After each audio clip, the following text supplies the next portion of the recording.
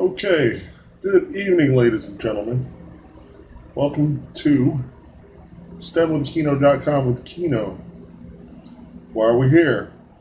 You're probably preparing for a military aptitude test or Federal Aviation Administration computer test. That's basically what I specialize in, and math and science courses. So, let's see here. I'm just looking at my email, just looking for some interesting questions.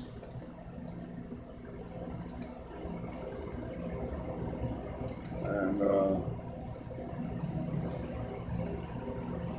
just hold on a moment, guys, and we will jump in.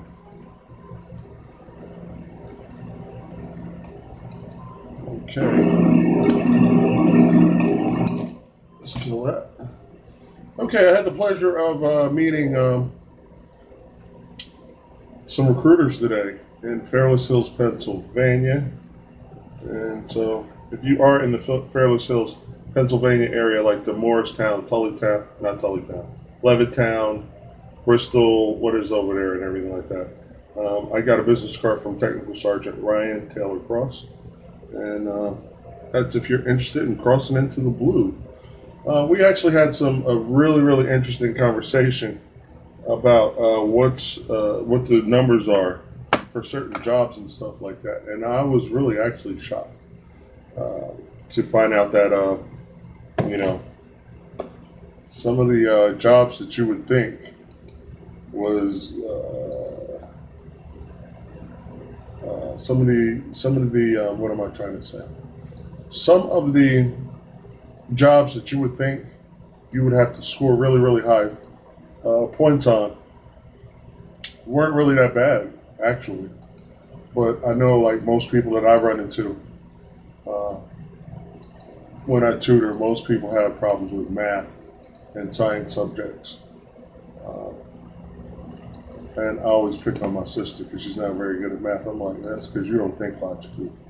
So I'm not saying that about you guys. So I have a lot of questions. All the newcomers here, if you are new to the channel, this is how this works for your benefit. Get your ASVAB book, your SIFT book, and can you guys hear me okay? Just to make sure the audio is good. I know there's a delay. But yeah, the best way to get the most out of this book, out of your preparation, if you're going to use this channel, basically what you're going to have to do is you're going to have to get your test prep book. One of the recruiters was telling me, like, that's if you can get them to buy a $10 test prep book. And it's like, really? Like, the ASVAB, a $10 test prep book? I mean, and the guy's probably like rocking Jordans. That's what I said to the recruiter. $10 book? Nah, man, I can't afford that. But you wearing some Jordan sneakers. So no, I'm not going to poke fun at anybody. I'm going to be nice. So I have a bunch of questions, but it was kind of cool to kind of go out and talk to recruiters and stuff like that and everything, and just get a feel for, are people passing this ASVAB? And a lot of people are not passing the ASVAB, and this is something that you need to do, if you want to join the military. Another thing he was telling me, a lot of people want to be pilots, but they don't qualify to be a pilot. And I get that. There is a washout rate. When you even get to API in the Navy and Marine Corps or Coast Guard, or, before you even get to undergraduate pilot training, you get shut down for medical, all kinds of weird stuff can happen. In the Marine Corps, you actually have to go to a basic school for like 6 months. It's like a boot camp for officers for 6 months. So you got to be really careful about hurting yourself. Because not even if you're going to be a pilot, some people get hurt during the basic training and they don't even qualify to be an officer, I guess, because at the end they can't PT or whatever, and that's physical training for all you newcomers. So back to my point. All right. You want to pass this test. You want to do some job in the military. There are certain points that you need to score in certain areas on the ASVAB that, you need to qualify for that MOS, or in the Air Force, it's called an Air Force Specialty Code. So, math and science subjects are just not going away. When you can do math, that means you can think logically. And the only way to get good at math is by doing math. All right. So, without further ado, I'd like anybody in the room to just mention the test you are preparing for and the state you are in. And TJ Harris said, I'm hating on you right now because you're in Hawaii right now. I'm in cold Jersey. I just came in from shopping. So I'm hating on you right now, man. All right. There is going to be you know what? I'm going to get to the problems, I promise. But I went to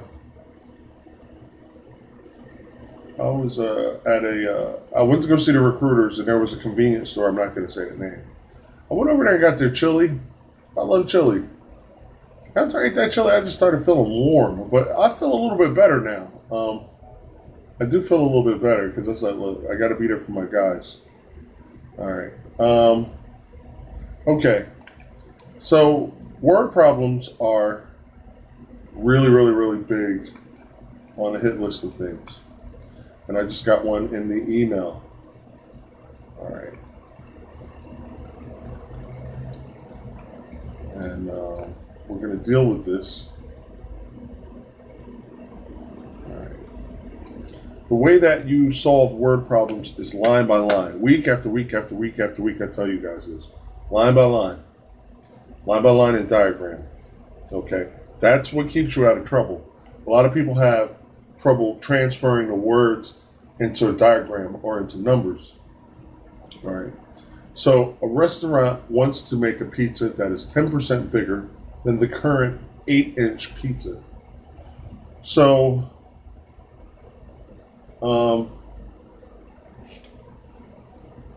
we have a pizza. Don't laugh at my artwork, guys. And this thing is 8 inches across. All right. And the restaurant wants to make a pizza that's 10% bigger than the current 8-inch. So we have 8 inches here. All right. And after that, they're asking, what is the diameter of the new pizza? Now, this is what I would do.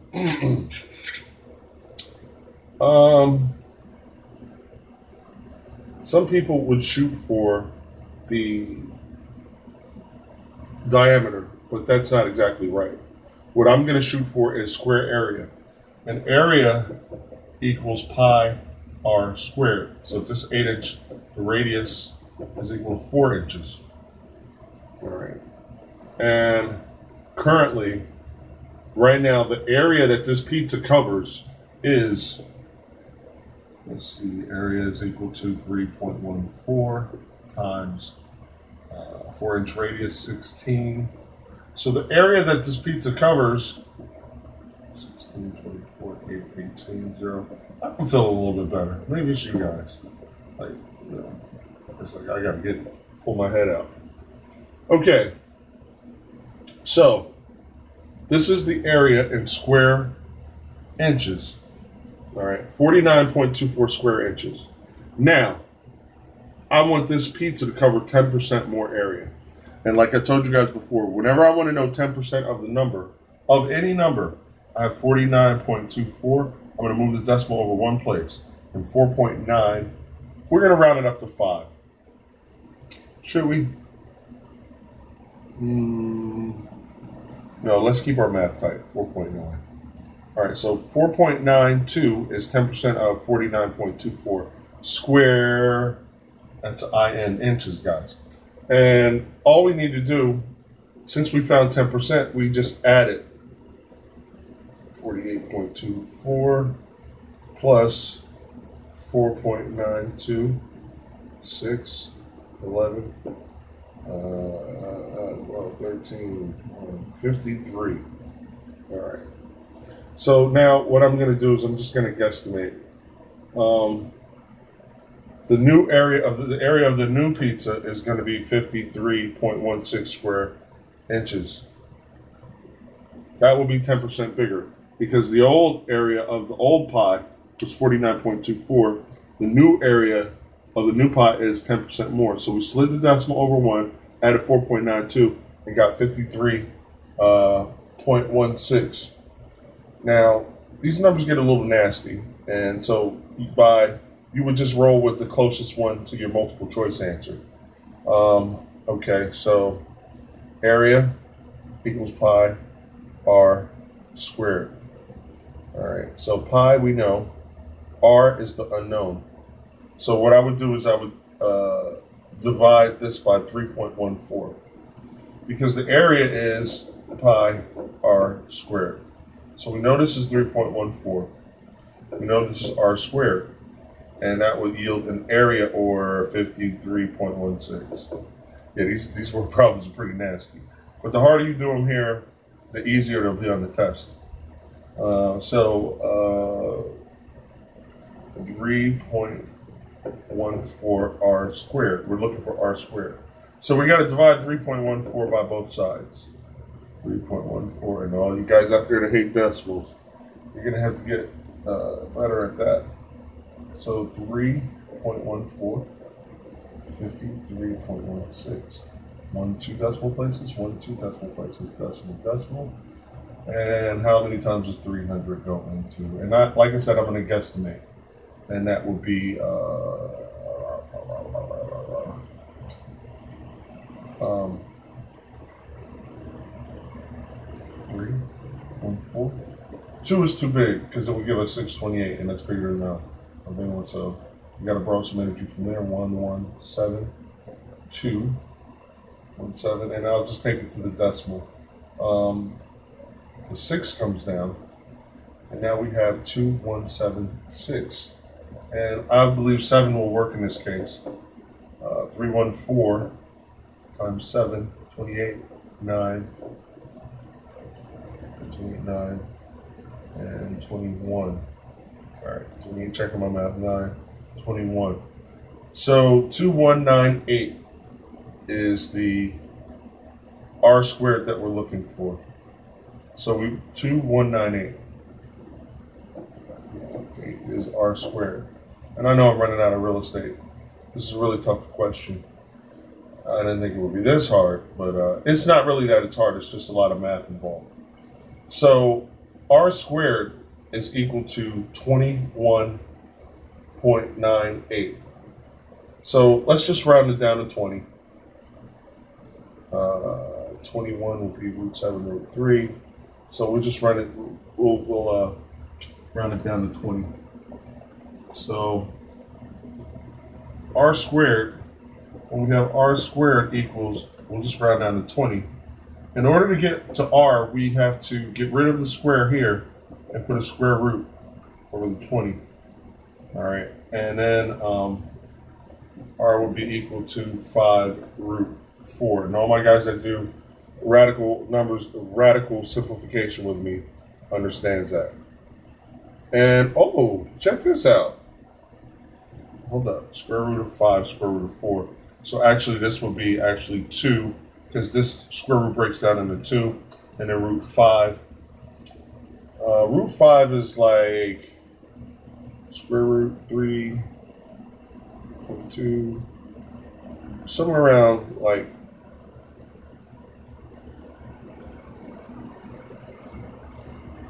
the square root of 4. If we were multiplying 2 times the square root of 4, it'd be 2 times 2, which is 4. So it'd be slightly bigger. That was not a good question, guys. It wasn't. Because I tracked what I was doing, but that was kind of hard. All right. And I don't want to scare you guys away.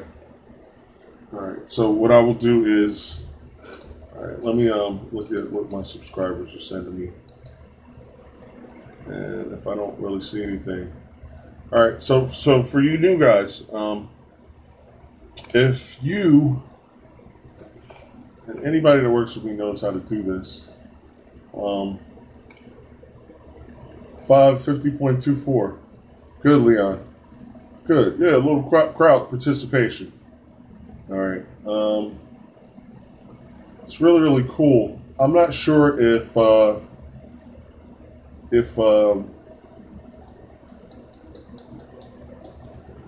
don't want to mispronounce his name. Francisco, yeah. I showed Francisco because I can screen share with the simulator, and I gave him a checklist, and I was like, read the checklist, and I'll flow through the checklist, and it was a UH-1 Huey, and we like fired it up. It was like his mind was blown. It was pretty cool. All right, you got 50.24. All right. Okay. That was really like a really weird question that you probably would not get. Because some of you guys send me these questions that really aren't like, I guess, test worthy. So let me go to the Batmobile.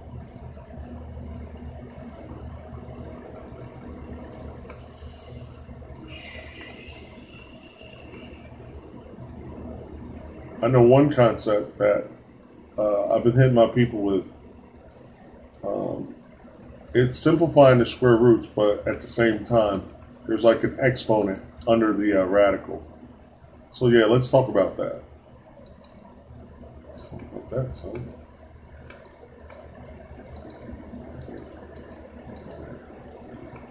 One moment.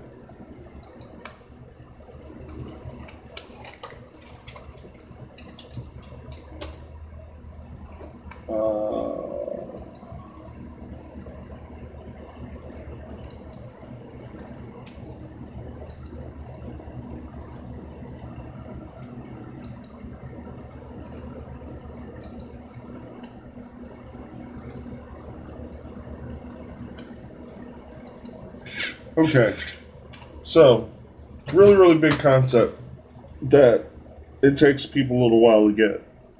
All right, and I'm gonna do. All right, so our hot numbers. If we look at 2 squared, that's 4. If we look at 3 squared, that's 9. 4 squared, 16. 5 squared, 25.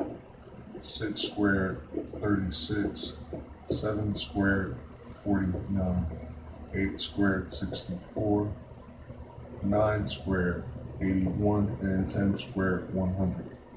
This is the key to solving like square roots, because you're not always going to get like, oh, what's the square root of 100? It's 10. It's too easy. All right. So if we gave you 512, what I like to do, or let's say 216. So the square root of 216.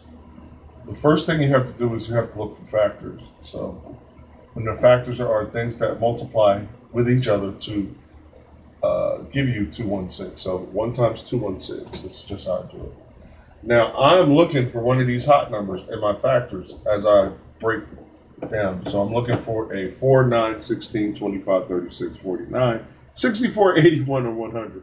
So now, what I'm doing now is I'm going to try 2. 2 times 108.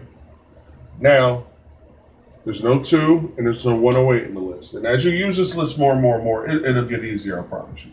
3 is not going to work, but 4 will work. So 4, 5, 16, 4. So what this means is that the square root of 4 times the square root of 54 is equal to the square root of 216. The hot number is 4. So the 4 we always put ahead because it is going to break down. But now we have 2 more numbers. And this is the square root of 9 and the square root of 6. All right, so this 4 didn't go away. It's going to come down and it's going to be 2 times, this is going to become 3, and this is going to become root 6. So our whole number is going to be multiplied outside, and our final answer is 6 root 6. All right. If that was clear, type in clear, guys, please. And I know that there is a delay.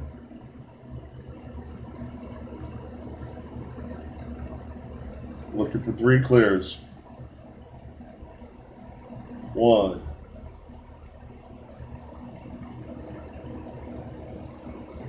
And please hit the like or dislike button. 3 clears. Okay.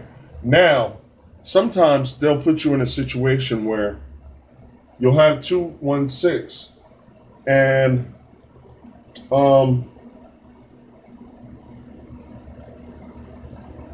we'll have n. All right. Now, n can't get out. So this final answer will be 6 root 6n, because n cannot get out. What you need to know about a square root is that we call it a square root because there is a 2 there. All right.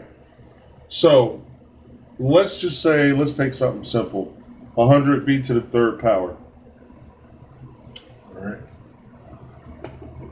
And these are really not that bad. If you do enough of them, you'll start to get like the flow. But let's say 100v to the fourth. All right. This is a 0, guys. Don't laugh at my numbers. All right. Now, remember, there's a 2 here in this square root.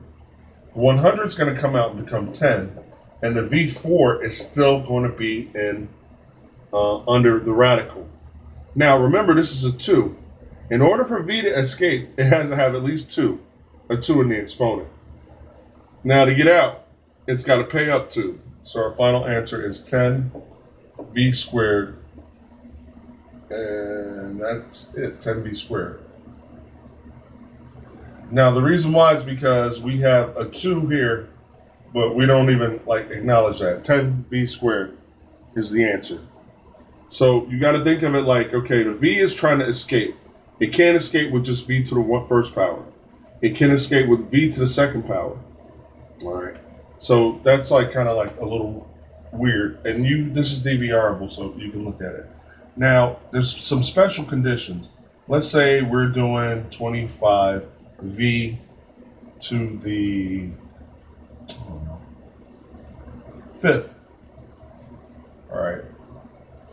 The 5 is going to come out from under the radical sign, and we will have v5. Now, there's a 2 here. Anytime you see a square root and it's not a 3 cube root, 4 fourth root, you are to assume that it is a square root 2.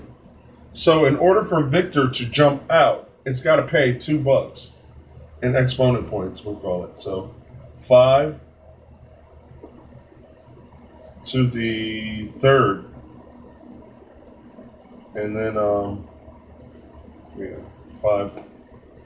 to the third. The square root holds 2. All right, but when it comes out, it just doesn't do that. All right, let me do some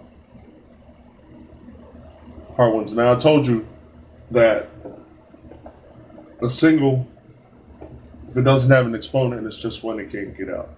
Let's try 45p. All right, 45. Fucking right, y'all. 45p. Square root of 9, hot number, times the square root of 5 equals 45. All right, so this turns to a 3, this stays root 5, and then p. All right. The p can't come out. So this is the final answer. It has at least to be squared, have a 2 there to pay 2 to the radical to come out. All right, now let's give ourselves a situation where we have something weird. 200. You probably won't get those. What's the square root of 25? The square root of 10. Now the cool thing about this is one of the factors is 100. And the factor is 2. So 100 times 2 equals 200. This breaks down to a 10. And what do we have there? We had m4, m to the fourth n. All right. So we're going to work with our number and do everything business as usual. This breaks down to a 10, and this breaks down to a root 2, m to the fourth n. All right. And what happens is the m can get out, the n cannot. All right. So 10, m pays 2 to the radical and has 2, and the square root of n. I'll be doing more of these every week because it's a soft spot that I saw with a lot of my clients this week.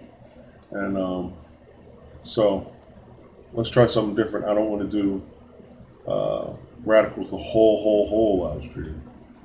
All right, and send those questions, guys. All right. Well, it's simple. This is a ASTBE candidate, and he's asking questions about what's the difference between the two different types of landing gear. All right, so we have two different types of landing gear. We have what we call tricycle, and we have conventional. The conventional is what we would call a tail dragger. So it's like one of those, those old movies and stuff, like the World War II movies. The nose was kind of like up in the air, and the propeller was here, and it was like this. And you had your two main landing gear here, and you had one little tail wheel here. And let's make the tail of the aircraft, and then the wing. All right. So this is called a tail dragger. All right. Now, what you don't know, if we look from the bottom, it will be two main wheels up front and the tail in the back. The next type is the tricycle type. So most modern aircraft have the tricycle type. So you see the nose of the aircraft on left of my arc, then the tail, and then the wing going back like this. Okay. But if we looked at it from the bottom, we would have a steerable nose wheel up top and a two main gear in the rear. So that's definitely a lot of guys have debriefed and come back and said they saw that question. You know, what's the difference between conventional landing gear, which is the tail dragger? We affectionately call it a tail dragger, and then the tricycle type. Remember your tricycle? You had one big wheel up front, and then you had two wheels in the back. It's the same. That's why we call it the tricycle type configuration. All right. So, that's a good question. I always like to see aviators. I'm one myself, so it's nice when you guys come in and say hello. A lot of times, too, what you could do is you could send an email. You know, hey, I'm not going to be able to make it because I record this and it's DVRable. So, okay, let's see something else. I beat the 3-4-5 triangle with that. There was another one that Kiana came up with. That was pretty cool. I like to learn new stuff too. But sometimes you guys just come up with stuff. And hey, there's more than one way to skin a cat. I'm not the only, the way I do it is not the only way to do something. All right, hit me with those questions. College Station, Texas. I see you, Andrew. Okay.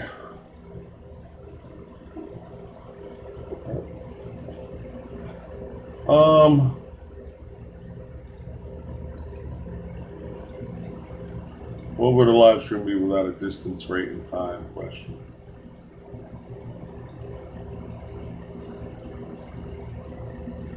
We'll do that probably next.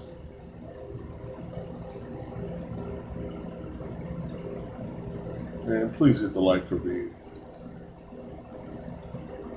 dislike button, either one. And what I normally do, and I did not do. Alonzo, could you please type in my email for people that,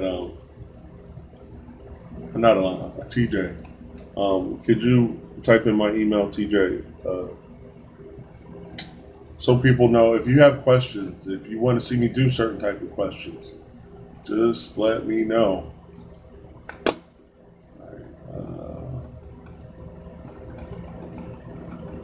Another thing I was talking about to the recruiters today was word knowledge. And I found another question. Word knowledge and paragraph comprehension. Paragraph comprehension, you kind of just read what you see and don't make any assumptions. Word knowledge is very, very hard to build over time. Most people, they are where they are. You can go through a whole dictionary and then you may not even get that word on the test. You can look at some context clues like malfunction, malady, something bad. All right, so if you malfunctions, not functioning properly, that's bad. Malady, it's kind of like a sickness, but it's bad. So sometimes you can look at root words and kind of build off of that, but they don't always work. Anti is really like anti blah blah blah. It's against. Anti is against. So let's look at stuff like that. Okay, a lot of people have this casting a shadow problem. All right, Sophie casts a shadow. So this is Sophie. This is her. Let's make her little pretty hair. That's Sophie. All right, and she's there. So the sun is out here somewhere, and she is casting a shadow 5 feet long. All right. Her father is 6 feet tall. All right, so let's make her dad, much bigger guy, and he casts a shadow 8 feet long. So let's not 5 feet. Let's remember shadow. 8 feet long. All right. How tall is Sophie? All right. Now we did get the information that the father is 6 feet tall, so let's not forget that. And what we'll do is we'll just make a proportion. All right. So what do we have? We have shadow height over actual height. Okay.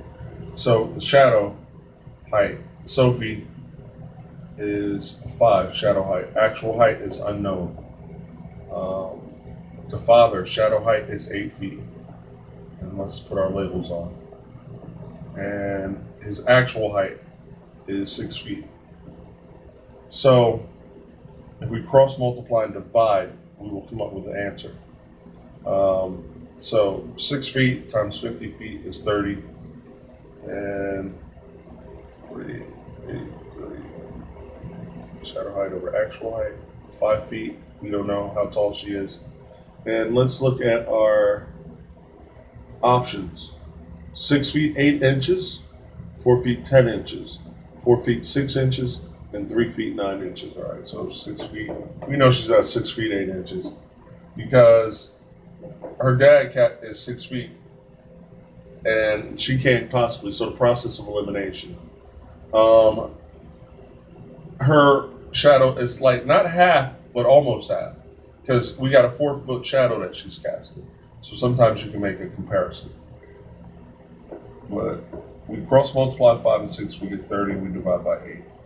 So, 4, 3,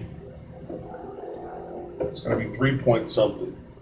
Now, like I said, our answers were 6 foot 8, 4 foot 10, and 4 foot 6, and 3 foot 9, and then 2 feet 3 inches. Now at this point I'm done with it because I have a 3 point something. The number ahead of the decimal represents the number of feet. All right, and so we can continue, but 0.9 it's almost going to be another foot. Let's take a look. All right, so 24, 6. And then we add a 0, drop a 0, 60, 3.7. 3.7. So it's 0.7 of a foot, which I would go with 3 feet 9 inches by process of elimination. Sometimes you don't need to work the problem out all the way. If there's one, you work this out, and there's one problem, there's one digit, you get the first digit, 3 feet. Everything else is 6 feet, 4 feet, 4 feet, 2 feet. So there's only one option with 3 foot 9. So you can do time shaving sometimes. All right. So that was a good question.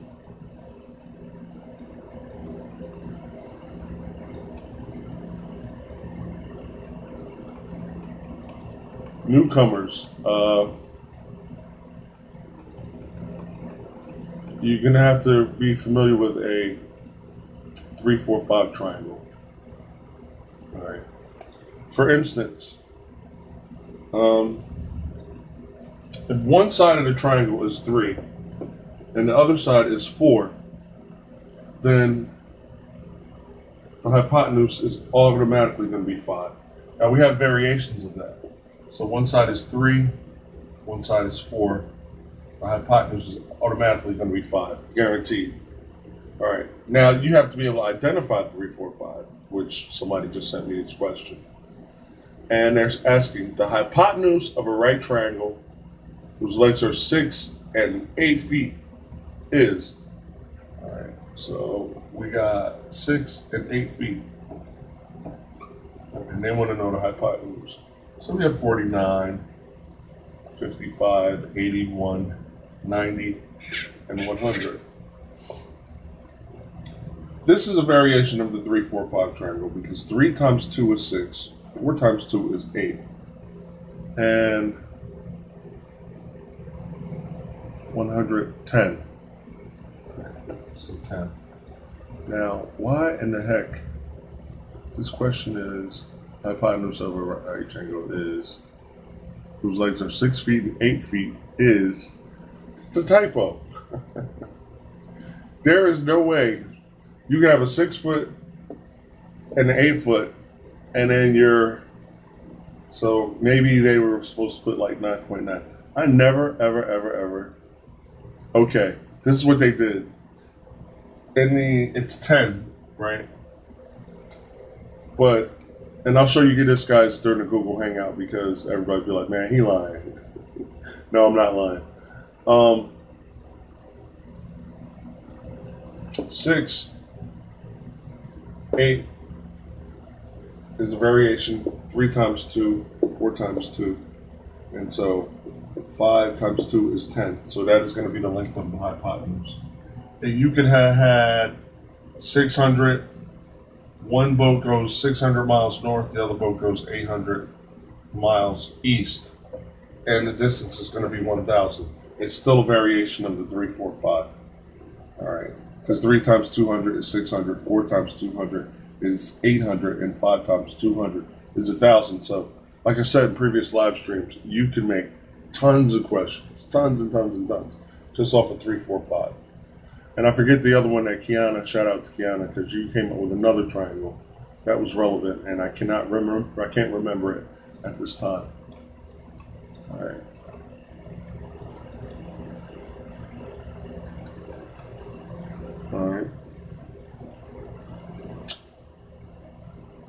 All right, they're asking us to solve the 2 equations simultaneously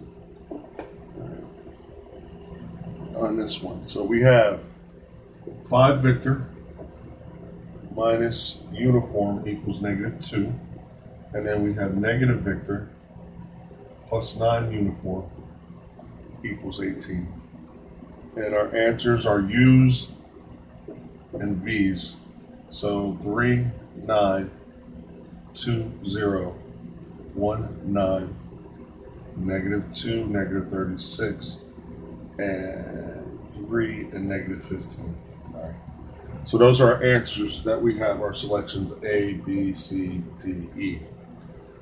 What we're doing is we're simultaneously solving both equations at the same time. And what we need to do is we need to manipulate one of the equations. Let's get another color in here. All right. So I'm going to manipulate, let's say this is equation 1 and then equation 2. All right. And I'm going to manipulate, I think equation 2 is the better one to manipulate because it is negative here. And I can multiply each term by 5. So I'm going to put ME for the manipulated equation. Each term is going to be multiplied by 5. All right, so 5 times negative V is -5 Victor. All right. The reason why we're doing this is because we're going to do what's called adding downward.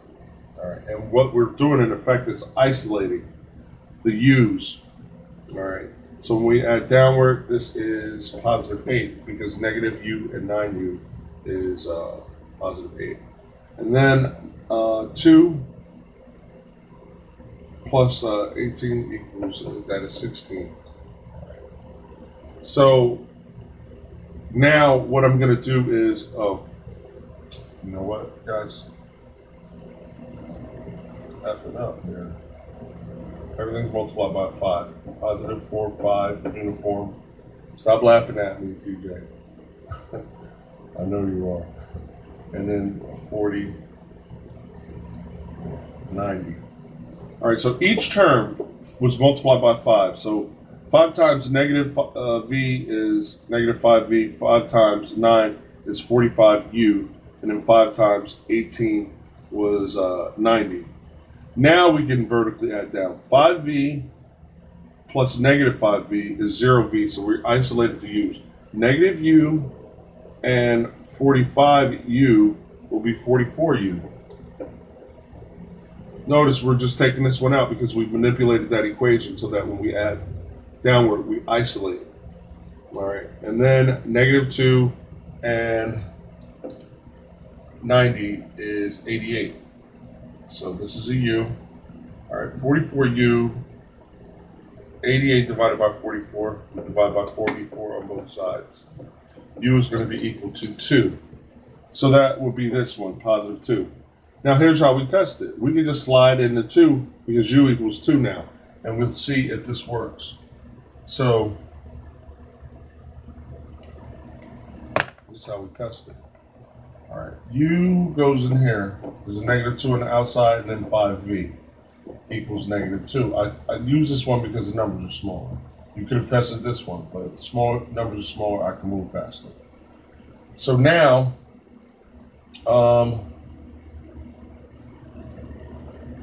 2 is uniform, negative 2. Take it across. All right, so 2 will go across the equal sign and will become positive 2. So we're in effect adding 2 to both sides. So this goes out and this becomes 0 because negative 2 and positive 2 are 0. And 5v equals 0 then. So v can only be 0. Hence our second one. So you can go back and check it out. Pause as you go along with my steps. And if you have any questions, I'm here. If it's like, dude, I didn't understand that. Dude, you move too fast. Okay, thanks, TJ. 5, 12, 13 was the other example. All right. Okay.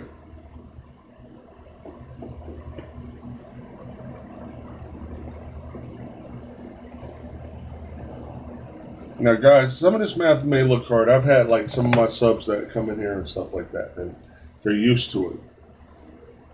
You have to start at the level that you're at. Okay. Nobody's going to come to this channel like, oh, I'm doing 3, 4, 5s, and I'm doing the Pythagorean theorem and stuff like that. It may take a little bit. So start with the level that you are. I recommend you go through your book and just go through your book. Go through your math. Okay, I understand number 1. Good. I understand number 2. Good. Oh, 3? I don't understand that one. All you have to do is come here every Friday, 9 to 10. Take a picture. Send it to my email. And I will execute it for you. And if you don't understand at that point, I will slow down and I will explain it to you. So anybody new to the room, this stuff is looking like Chinese. Start at the level where you are. Go to your books. This is free.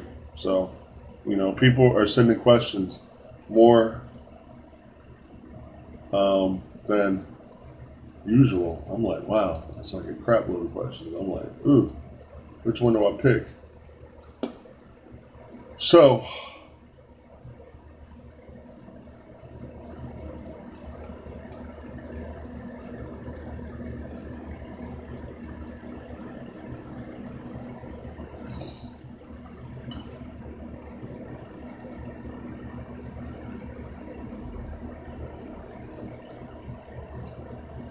alrighty, I'll share this with the room. And let's see, you guys can see it. Okay. Here we go. You guys can see it on the board. A shirt is on sale at 20% discount. The sales tax is 5%. A new sales clerk simply takes off 15% of the original price. Is this correct and why? Okay, so there's no multiple choice answers in this one. They just sent it. And so a shirt is on sale at 20% and the sales tax is 5%. A new sales clerk simply just takes 15 off the original price. Is this correct? Why? Okay, here's the thing. All right.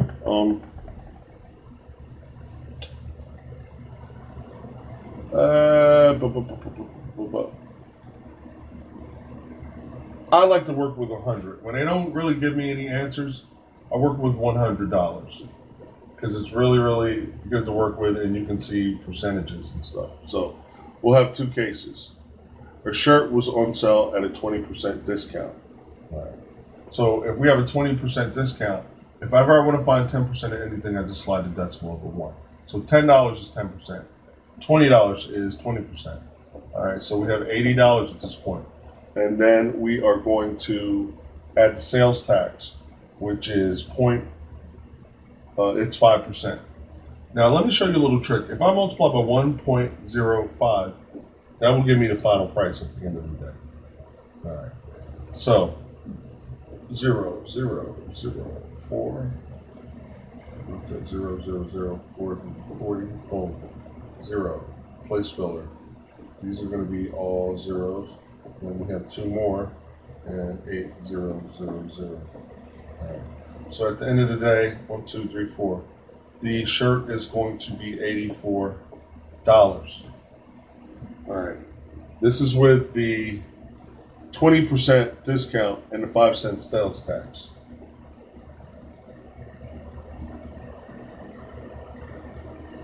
All right, sales tax.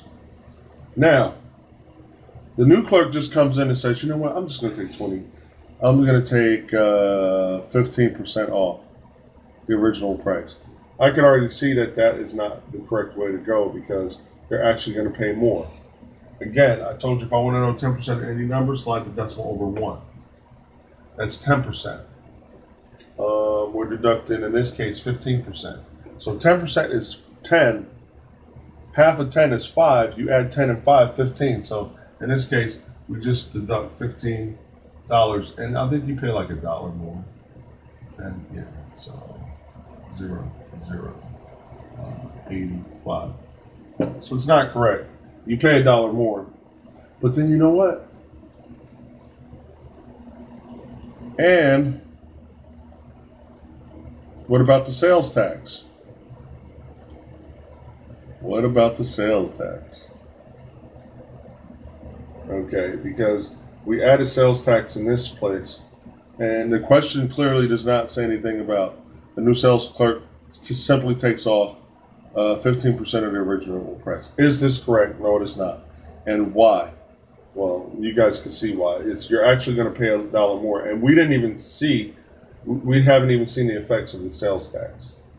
So that answers that. Is that clear, everybody?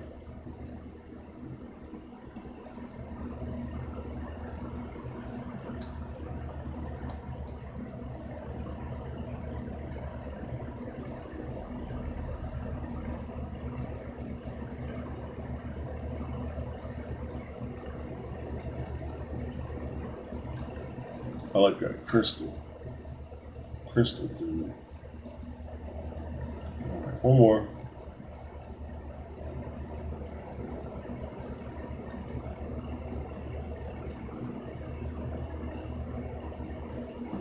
Okay.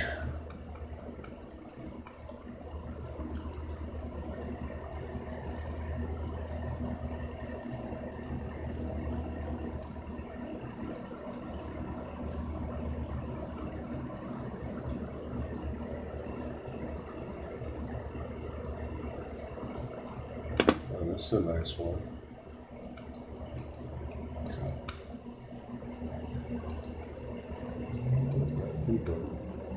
All right, post into the room.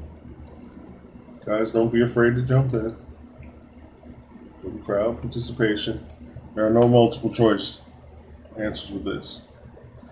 Okay, so a car runs 30 miles per gallon of gasoline. All right, so that is the fuel consumption. How long can it run with $40 worth of gasoline purchased at $4 a gallon? All right. So, like I said, line by line, guys. Take it slow. Make sure you read the words because it is very easy and they do compute for mistakes. Common mistakes. All right. So, the car has a gas mileage of 30 miles per gallon. All right. So, here's our car. Little wheels, 30 miles per gallon. MPG, MPH. How long could it run with $40 worth of gas purchased at $4 per gallon? So we have $40 of gas purchased at $4 per gallon. How many people see that if we purchase $40 worth at $4 a gallon, that we have 10 gallons in our tank? If you see that, just say, yep.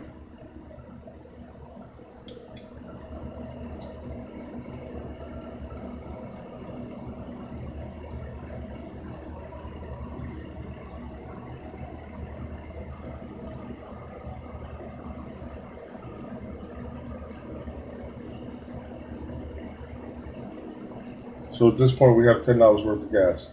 Now, we go 30 miles per gallon.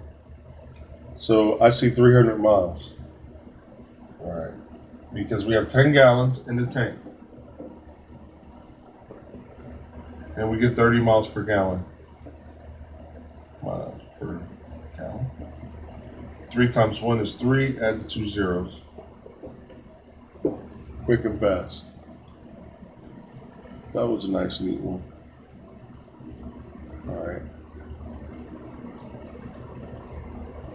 Okay. Alrighty. We had a really, really good Google Hangout last week. Leon welcomed past his, I think it was his OAR. I'm like kind of getting a cold, so my head's like dropped a little bit, but he did really, really good. TJ, what was his score? Do you remember? It was like a 63 or something like that on the AST, on the Aviation Selection Test Battery.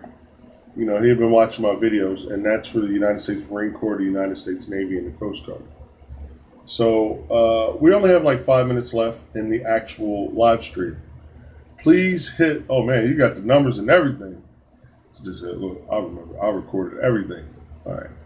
So, yeah, please hit the like button. We got more than one person in here.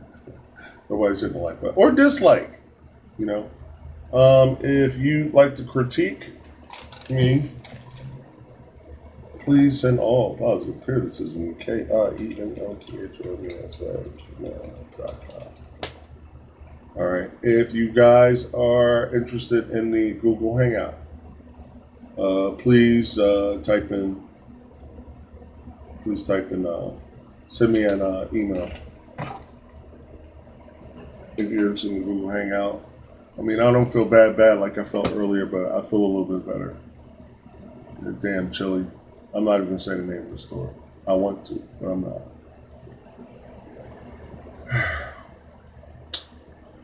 But like 2 hours ago, I was like, man, I don't think I'm gonna make it. I was about to do my little phone thing, like, hey guys, look, not tonight.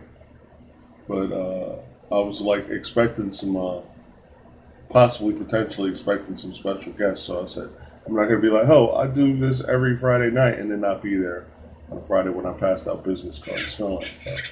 That'd be kind of jacked up. So this concludes our live stream, guys. If you're preparing for the ASVAB, the Aviation Selection Test Battery, the OAR, Officer Aptitude Rating, or the Armed Forces Officers Qualification Test, bring your questions here. Also, all Federal Aviation Administration tests, from private pilot all the way up to airline transport pilot. I've earned every certificate from private pilot up to airline ATP or airline transport pilot when it comes to the pilot ratings, the flight instructor, and ground instructor ratings. I've done them all. So if you're having problems with your computer test prep or your FAA computer test prep, there's no reason why you shouldn't be like, just, hey, let me check this guy out. So please send me an email if you guys are interested in a Google Hangout. If not, I'm going to wait a little bit and I'm going to take my NyQuil and go to sleep. You know, and it knocked me out. Let NyQuil fight it. So, I thank you guys for watching. I'll see you guys next week at 9 o'clock. I see a couple more likes in there. Thanks for hitting that like button. You can even hit the dislike button. It does not bother me. You can even post constructive criticism or, I don't give a shit about trolls, So, that's really about it. I will stay on top of my... Okay. All right. So, you guys have a good night. And this is the part of the night when I give you guys the finger. Well, not yet. Anthony, I haven't seen you before here. Okay, but welcome. Every Friday. You see the email up there. Next Friday, Friday night, send questions to the email. And I appreciate it. I thank you. All right. For saying that I am great. I'm just a regular dude. Especially now, man. I'm like, man, I got to be ready. I got to go on duty tomorrow, so I got to do what I can do, because once I go on duty, I'm not going to be able to deal with any cold medicine and antihistamines or anything like that. It's like either I'm just going to pull a vacation day or a personal day, but I'll see how I feel in the morning. All right, well, 9:58. I don't think we're really going to get anything done in 2 minutes, so I will see you next week, and it's the part where I give you the finger. Pow.